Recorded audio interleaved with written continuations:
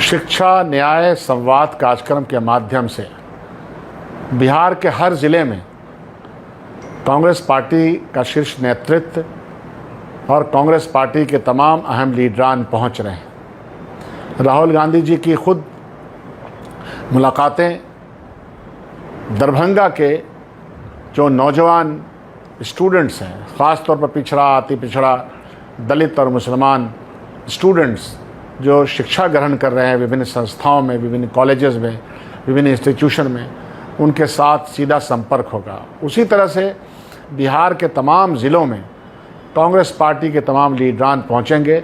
सवाल एक ही है कि क्या शिक्षा का जो निजीकरण हो रहा है और शिक्षा के निजीकरण के माध्यम से गरीब तरीन बच्चे इल्म हासिल नहीं कर पा रहे हैं, पढ़ाई नहीं कर पा रहे हैं। बिहार से जिन वर्गों का सबसे बड़ा पलायन है नौजवानों का, उसमें ये दलित, पिछड़ा, अति पिछड़ा वर्ग, मुसलमान वर्ग सबसे ज़्यादा है। बिहार में SC ST के लिए जो हॉस्टल का प्रावधान किया गया, जो प्रावधान अति पिछड़ा वर्गों के लिए किया गया, या मुस्लिम छात्रावास का जो निर्माण हुआ, आप जाकर के देख लिए क्या हालत है। अब से बदतर हालात में ज़िंदगी गुजार रहे हैं।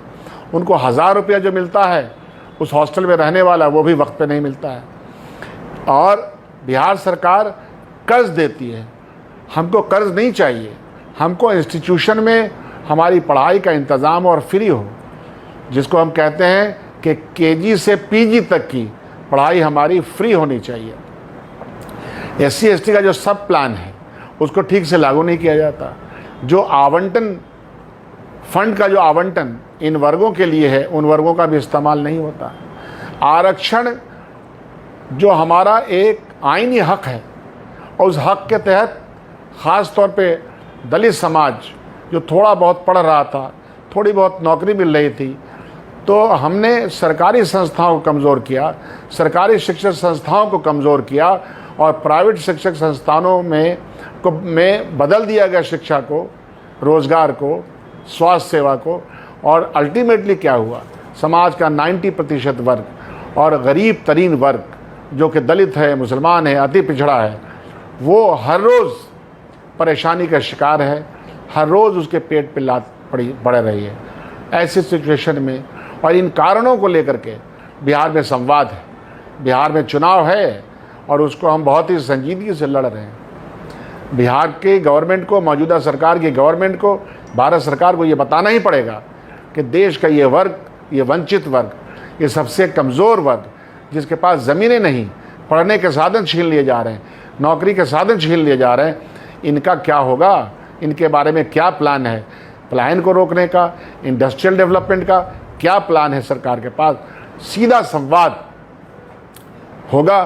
और ये जो मनुस्मृति को लागू करने का जो प्लान चल रहा है, वो देश की जनता और आइन की रक्षा करने वाले और आइन को मानने वाले बाबा साहब भीमराव अंबेडकर के दिए गए जो प्रोटेक्शंस हैं इन कम्युनिटीज़ को, उसके ऊपर अगर हमला होगा तो हम तहरीक चला करके, जद्दोजहद करके हम अपने आईनी हकूक़ को लेके रहेंगे, चाहे इसके लिए कुछ हो जाए।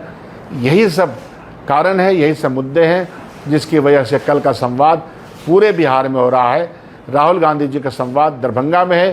फिर फूले फिल्म जो कि एक तरह का प्रोटेस्ट है कि किस व्यवस्था में हिंदुस्तान में ये वंचित समाज, दलित समाज रहा है, किस तरह से उसको पढ़ने से रोका गया, किस तरह से उनके पास भूमि नहीं है, किस तरह से उनको भूमिहीन बनाया गया।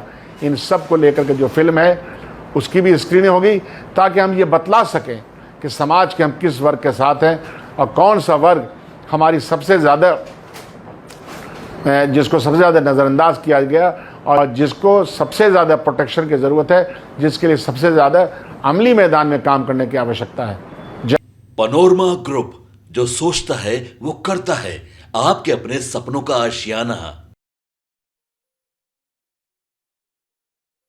ये लो, मुंह मीठा करो। आज मैंने अपना जॉब छोड़ दिया, अब हम पूर्णिया वापस जाएंगे। जॉब छोड़ दिया है? मतलब ये घर कैसे चलेगा? हम करेंगे क्या? और माँ बाबूजी क्या बोलेंगे? इसलिए मैं एक और मिठाई का डब्बा लाया। अपने बिजनेस के लिए लोन अप्रूव हो गया। अरे लोन अप्रूव हो गया वो तो ठीक है, लेकिन पूर्णिया में हम रहेंगे कहाँ? अपना घर भी तो नहीं है वहाँ। इसलिए तो एक और मिठाई का डब्बा अलग से लाया हूं। हमने पूर्णिया में घर ले लिया है, पूर्णिया के ई होम्स पैनोरमा में। पूर्णिया में पैनोरमा ग्रुप लेकर आए हैं ई होम्स पैनोरमा। बड़ा घर, आलीशान जिंदगी और अत्याधुनिक सुविधाओं के संग। अरे अरे, अब क्यों मुंह मीठा करवा रही हो? क्योंकि हम घर वापसी जो कर रहे हैं। घर वापसी की खुशी पूर्णिया में ई होम्स पैनोरमा के संग। E Homes Panorama, luxurious lifestyle redefined.